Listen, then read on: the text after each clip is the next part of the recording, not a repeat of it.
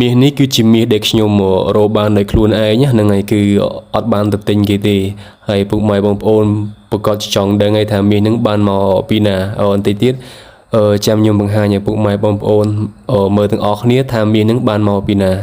ហ្នឹងហើយតោះឥឡូវមើលទាំងអស់គ្នាហ្នឹងហើយអញ្ចឹងគឺមាសហ្នឹងនេះគឺយើងបានមកពីការដុំរ៉ែបែបហ្នឹងហ្នឹងហើយប៉ុន្តែមិនមែនរ៉ែមួយដុំហ្នឹងចម្រាញ់បានមាសប៉ុណ្ណឹងណាគឺរ៉ែច្រើនប៉ុន្តែនេះគ្រាន់តែខ្ញុំយកមកបង្ហាញឲ្យពុកម៉ែបងប្អូនអរគ្នាបានមើលហ្នឹងហើយគឺជា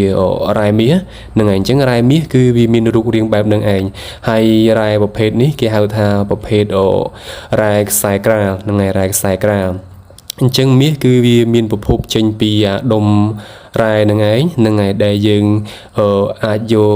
មាសដើម្បីធ្វើជាគ្រឿងអលង្ការហើយពុកម៉ែបងប្អូនហ្នឹងហើយប្រកាសជាឆ្ងល់ហើយថាហេតុអីបានជា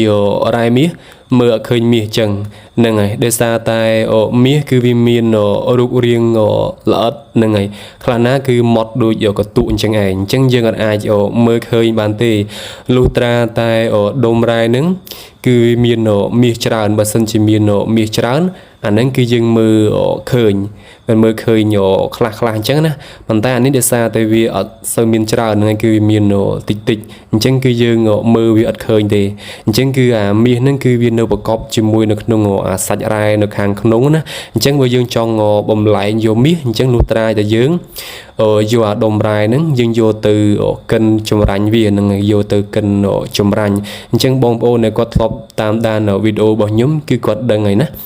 ហ្នឹងហើយអញ្ចឹងនេះគឺជាមាសដែលយើងចម្រាញ់ហ្នឹងហើយចម្រាញ់បានពីដុំរ៉ែហ្នឹងតែមិនមែនចម្រាញ់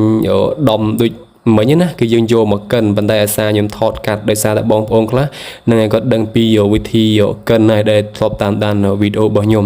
ហ្នឹងហើយនេះតាមពិតទៅវីដេអូដែលខ្ញុំថតនេះគឺជាវីដេអូ2ឆ្នាំមុនទេហ្នឹងហើយដោយសារតែកាលមុនហ្នឹងផេកខ្ញុំវាមានបញ្ហាទៅគឺខ្ញុំអត់បានផុសអស់អញ្ចឹងខ្ញុំយកមកផុសផេកថ្មីវិញហ្នឹងហើយដោយសារតែវីដេអូខ្ញុំថតទុកតាំង2ឆ្នាំហើយបើសិនជាឥឡូវហ្នឹងរកបានដូចកាលមុនណាមិនដឹងជាសប្បាយចិត្តប៉ុណ្ណាទេពុកម៉ែបងប្អូនដោយសារតែកាលហ្នឹងកាលខ្ញុំរក2ឆ្នាំមុនហ្នឹងមាសប្រហែលជាមួយជី200ជាងទេឥឡូវមួយជីដល់500ហើយឥឡូវហ្នឹងតាំងពីមាសឡើងមកគឺរកមាសអត់ដែលបានទេពុកម៉ែបងប្អូនគឺបានដែរបានតែមួយចាយអញ្ចឹងណាហ្នឹងហើយអញ្ចឹងទៅវីដេអូរបស់ខ្ញុំគឺមានតែប៉ុណ្្នឹងទេពុកម៉ែបងប្អូនអ្នកគ្នាអញ្ចឹងពុកម៉ែបងប្អូនចង់តាមដានពីការ